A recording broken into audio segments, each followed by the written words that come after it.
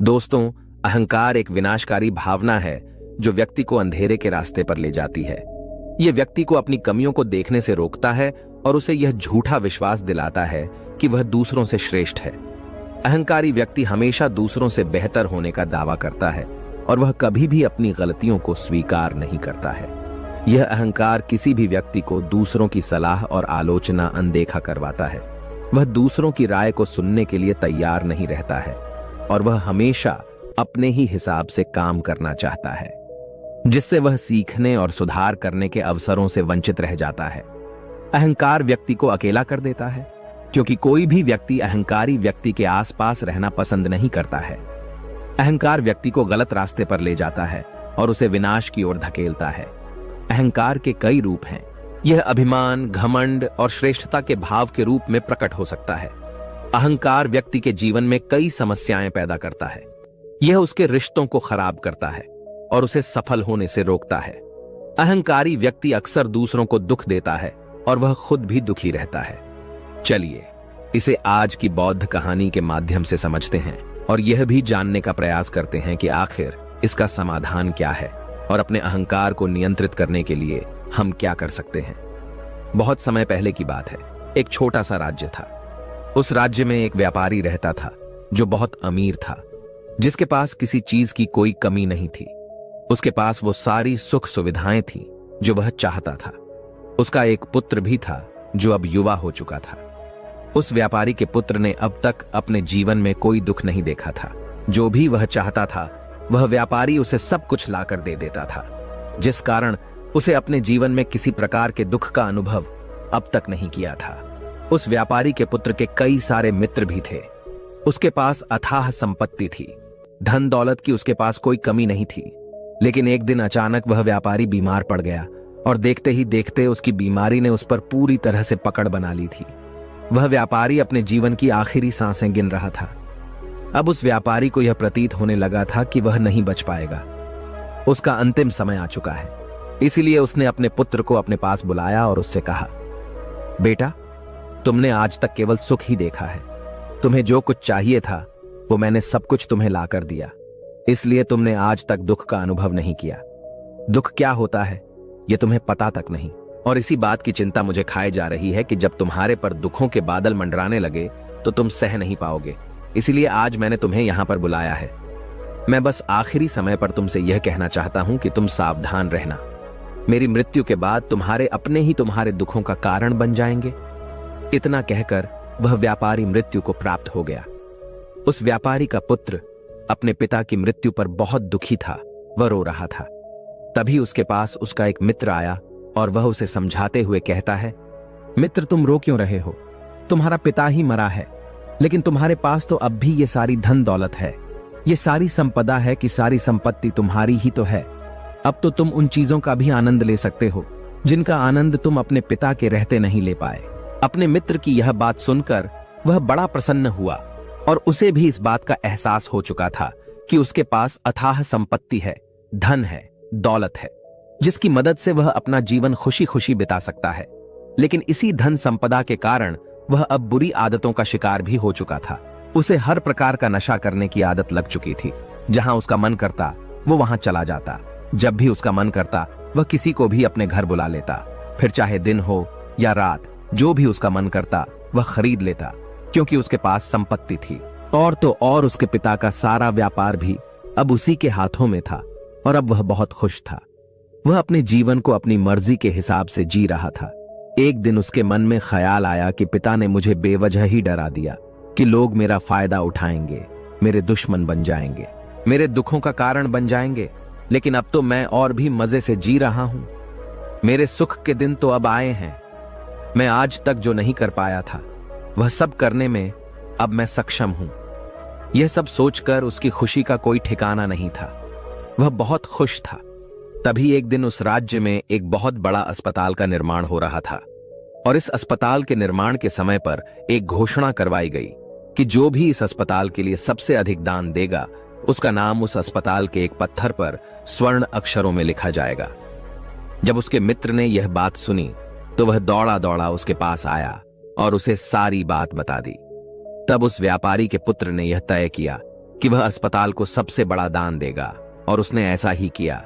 और साथ ही यह भी निश्चित हो गया कि उसका नाम उस अस्पताल के एक पत्थर पर स्वर्ण अक्षरों में लिखा जाएगा।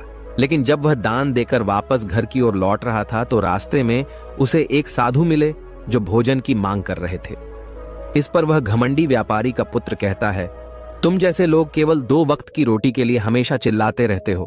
पता नहीं तुम लोग कहां से आ जाते हो, और भगवान तुम लोगों को पैदा ही क्यों करता है। तुम लोग गंदगी हो, तुम्हें जीने का कोई हक नहीं, केवल अपना पेट भरने के लिए। 2 वक्त की रोटी के लिए तुम किसी के सामने भी झुक जाते हो। यदि झुकना ही है तो उस ईश्वर के सामने झुको। शायद वह तुम्हारी गलतियों को माफ कर दे और तुम्हें एक अच्छा जीवन प्रदान करे। हो सकता है वह तुम्हें भोजन भी दे दे। वह लड़का उन साधु को खरी खोटी सुनाकर वहां से चला गया। धीरे धीरे उस लड़के के पास उसके मित्रों, सहयोगियों और रिश्तेदारों की संख्या बढ़ने लगी। अब हर कोई उससे बिना पूछे कोई काम नहीं करता था। हर चीज में उसी से पूछा जाता था, जिस कारण उस लड़के को लगने लगा था कि अब मेरे बिना कोई काम नहीं हो सकता। जो भी हूं मैं ही हूं। जिस कारण उस लड़के का अहंकार अब 7वें आसमान पर था। सभी लोगों ने उसका मन जीत लिया था। सब लोग उसके विश्वास पात्र बन चुके थे। उस लड़के के पास अपार धन था, जिस कारण सब उससे जुड़े हुए थे। लेकिन यह बात उस लड़के को समझ नहीं आ रही थी। सभी लोग विश्वास के नाम पर अब उस लड़के से धन उधार लेने लगे थे, और वह भी खुशी खुशी लोगों को धन उधार में दे दिया करता है। जो कोई उसे धन उधार लेने आता, वह जितना मांगता वह उससे ज्यादा ही उन्हें दिया करता, क्योंकि वह सभी की नजरों में अपने आप को साबित करना चाहता था। वह अपने आप को महान दिखाना चाहता था। लेकिन धीरे धीरे उसकी बुरी आदतों के कारण अब उसका व्यापार चौपट होने लगा था। देखते ही देखते एक दिन व्यापार में उसे बहुत बड़ा घाटा हुआ। उसका पूरा व्यापार कर्ज में डूब गया। अब वह बहुत परेशान हो चुका था, बहुत चिंतित हो चुका था। उसे यह समझ नहीं आ रहा था कि आखिर ये सब क्या हुआ। मेरे पास तो कुछ समय पहले अपार धन था, और आज मेरे ऊपर बहुत बड़ा कर्जा है जिसे मुझे चुकाना ही होगा। तभी उसे उधार दिया हुआ धन याद आया, जो उसने अपने मित्रों और सहयोगियों को दिया था, अपने रिश्तेदारों को दिया था। उसने सभी से वह अपना दिया हुआ कर्ज वापस मांगना शुरू किया। लेकिन किसी ने भी उसका दिया हुआ कर्ज उसे वापस नहीं दिया, बल्कि लोगों ने उसे दुत्कार कर वहां से भगा दिया। वे एक एक करके सभी के पास गया, लेकिन किसी ने उसकी कोई मदद नहीं की। देखते ही देखते उसका सब कुछ बिक गया। अब उसके पास कुछ न था। वह सड़क पर आ चुका था। तभी वह यह सोचने लगा कि अपने सुख के दिनों में मैं यह नहीं जान पाया कि मैं अपने शत्रुओं से घिरा हुआ हूं। मेरे पिताजी सही कहते थे कि मेरे अपने ही मेरे दुखों का कारण बनेंगे। पिताजी, आपका धन्यवाद। लेकिन मैं आपकी बातों को समझ नहीं पाया, और आज देखिए क्या हो गया। वह सारा दिन यहां से वहां भटकता रहा और सोचता रहा कि अब आगे क्या होगा, वह कैसे खाएगा, कहां रहेगा और कैसे सोएगा। उसे अपने पिता की याद सता रही थी। वह उन्हें याद कर करके रो रहा था। उसकी आंखों से आंसू बह रहे थे। लेकिन अब बहुत देर हो चुकी थी, और अब धीरे धीरे उसे भूख भी लग रही थी। तभी उसने सोचा कि मैं उसी अस्पताल पर चलता हूं जहां पर पत्थर पर मेरा नाम स्वर्ण अक्षरों में लिखा गया है। मैं जाकर वहां पर कुछ मदद मांगता हूं। वह वहां पहुंचा और वहां के मालिक से वह कहता है, आपने मुझे पहचाना? मैं वही हूं जिसने इस अस्पताल को सबसे बड़ा दान दिया है, और मेरा नाम इस अस्पताल के पत्थर पर स्वर्ण अक्षरों में लिखा गया है। हालांकि इस समय मेरी हालत कुछ खराब है और मेरे पास खाने के लिए भी कुछ नहीं है। क्या आप मुझे कुछ भोजन दे सकते हैं? मैं भूखा हूं। मुझे बहुत जोरों की भूख लगी है। मेरे अपनों ने मुझे धोखा दे दिया है। क्या आप मुझे कुछ भोजन दे सकते हैं?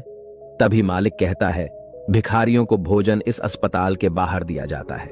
अस्पताल के अंदर नहीं जाओ और जाकर बाहर बैठ जाओ। और रही बात तुम्हारे नाम की, तो भिखारियों का नाम अस्पताल के पत्थर पर स्वर्ण अक्षरों में नहीं लिखा जाता।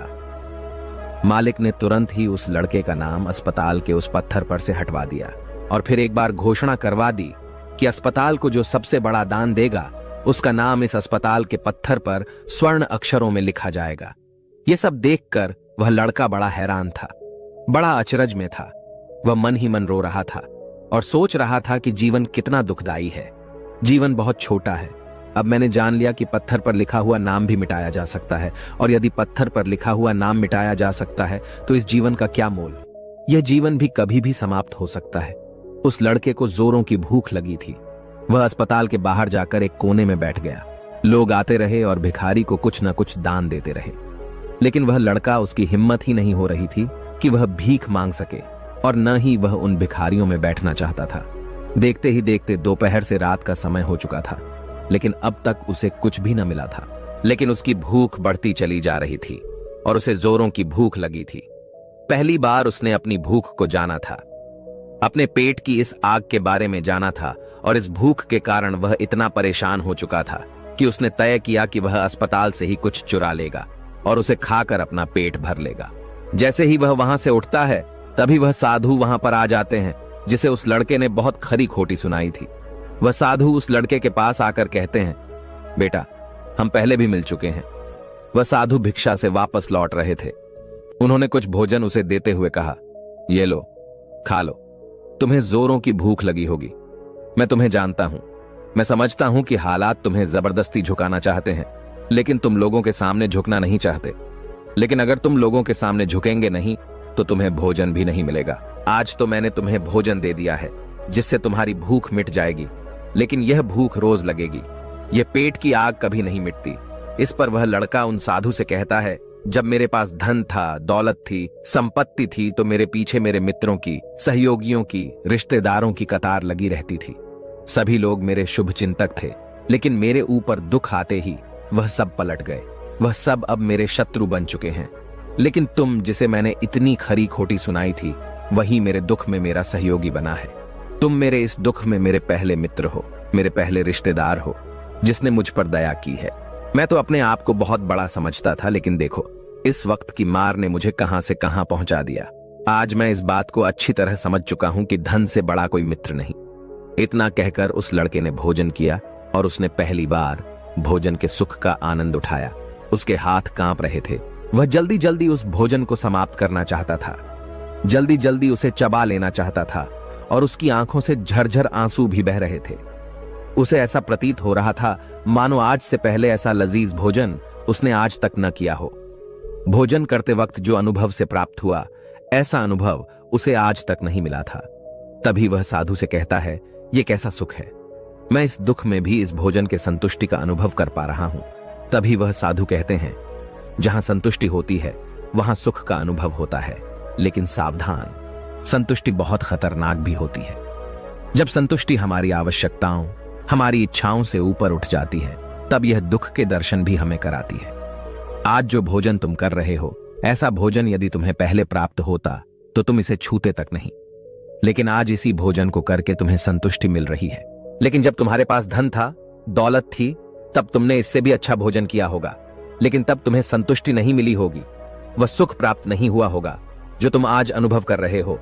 लेकिन सावधान, अगर ऐसा ही भोजन तुम्हें रोज मिलता रहे तो तुम और भी अच्छे भोजन की कामना करने लगोगे, और इसी कामना की संतुष्टि के लिए तुम्हारे मन में दुख पैदा होगा। और जब तुम अपने मन की इस कामना की संतुष्टि कर दोगे तो तुम्हें सुख भी प्राप्त होगा, लेकिन यह सुख आएगा और चला जाएगा। और जब तुम्हारे जीवन में इसी प्रकार के भोजन हमेशा आते रहेंगे और जाते रहेंगे, तो तुम किसी और कामना, किसी और इच्छा की ओर आगे बढ़ने लगोगे।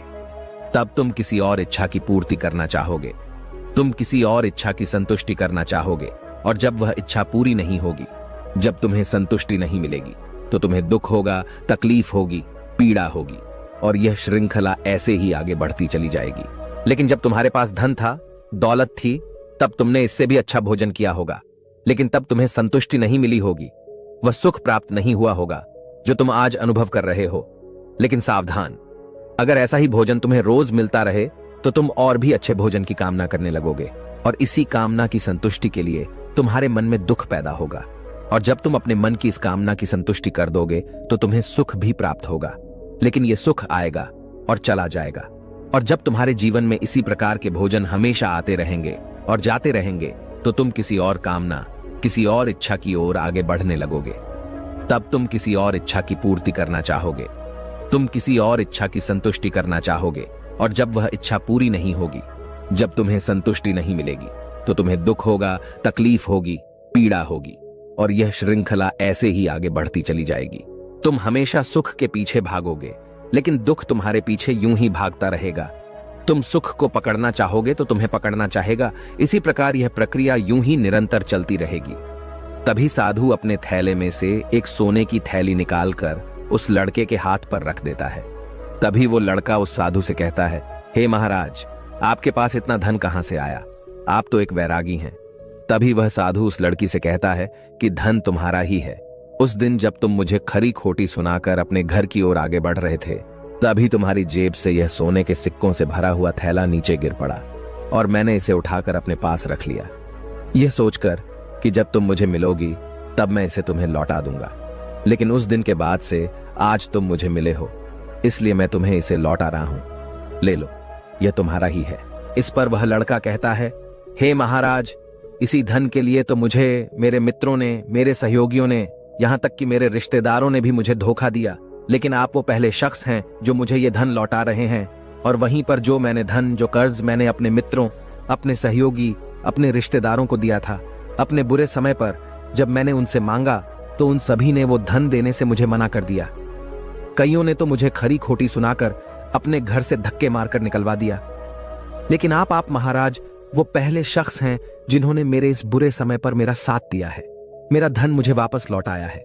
मैं आपकी सहायता के लिए आपका आभारी हूं। मैं इस धन से अपना व्यापार फिर से शुरू करूंगा और इस व्यापार को नई ऊंचाइयों तक ले जाऊंगा। तभी वह साधु उस लड़के से कहते हैं, हमें कोई दुख नहीं देता, बल्कि दुख के कारण तो हम स्वयं ही होते हैं। हम स्वयं ही खुद को धोखा देते हैं। सुख में हम भ्रमित रहते हैं।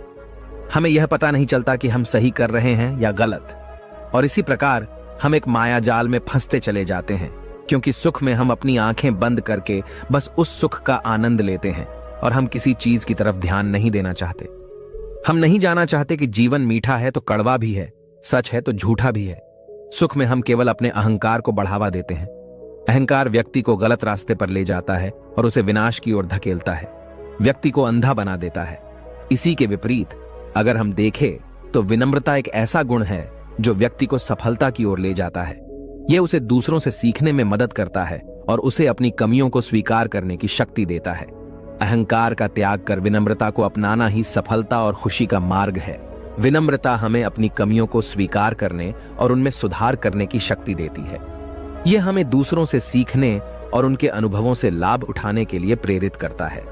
विनम्र व्यक्ति दूसरों का सम्मान करता है और उनके विचारों को महत्व देता है, जिससे वह एक अच्छा मित्र और सहयोगी बन जाता है और वह कभी भी किसी को नीचा नहीं दिखाता है।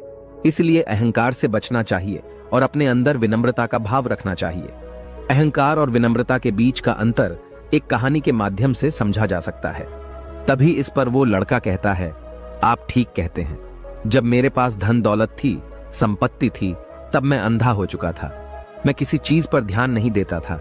मैंने उसे अपने इन दोनों हाथों से लुटाया है और आज जब वह मेरे पास नहीं है तब मुझे उसके जाने का एहसास हो रहा है। और अब जबकि मैं इन दुखों से जूझ रहा हूं तब जाकर मेरी आंखें खुली हैं। विनम्रता हमें अपनी कमियों को स्वीकार करने और उनमें सुधार करने की शक्ति देती है। यह हमें दूसरों से सीखने और उनके अनुभवों से लाभ उठाने के लिए प्रेरित करता है। विनम्र व्यक्ति दूसरों का सम्मान करता है और उनके विचारों को महत्व देता है, जिससे वह एक अच्छा मित्र और सहयोगी बन जाता है और वह कभी भी किसी को नीचा नहीं दिखाता है। इसलिए अहंकार से बचना चाहिए और अपने अंदर विनम्रता का भाव रखना चाहिए। अहंकार और विनम्रता के बीच का अंतर तुम्हारी कहानी के माध्यम से समझा जा सकता है। तभी इस पर वो लड़का कहता है, आप ठीक कहते हैं। जब मेरे पास धन दौलत थी, संपत्ति थी, तब मैं अंधा हो चुका था। मैं किसी चीज पर ध्यान नहीं देता था। मैंने उसे अपने इन दोनों हाथों से लुटाया है और आज जब वह मेरे पास नहीं है तब मुझे उसके जाने का एहसास हो रहा है। और अब जबकि मैं इन दुखों से जूझ रहा हूं तब जाकर मेरी आंखें खुली हैं। तभी मैं यह भी जान पाया कि कौन मेरे साथ है और कौन मेरे खिलाफ। और यह जो ज्ञान दुख द्वारा मुझे प्राप्त हुआ है, यह ज्ञान मैं हमेशा अपने साथ रखूंगा, अपने सुख में भी। अब से अपनी आंखें खुली रखूंगा। इस कहानी से हमें यह सबक मिलता है कि अहंकार हमें विनाश की ओर ले जाता है, जबकि विनम्रता हमें सफलता और खुशी की ओर ले जाती है। इसलिए हमें हमेशा विनम्र रहना चाहिए और दूसरों से सीखने के लिए तैयार रहना चाहिए। विनम्रता ही सफलता का मार्ग है। दोस्तों, उम्मीद है कि आपने आज की इस वीडियो से जरूर कुछ न कुछ सीखा होगा। तो इस वीडियो को लाइक और अपने दोस्तों के साथ शेयर करना ना भूलें और हमें ऐसे ही सपोर्ट करने के लिए चैनल को सब्सक्राइब बटन को जरूर दबा दें। तो चलिए मिलते हैं ऐसी ही कोई नई कहानी में कोई नए मैसेज के साथ। तब तक के लिए अपना ख्याल रखें। धन्यवाद।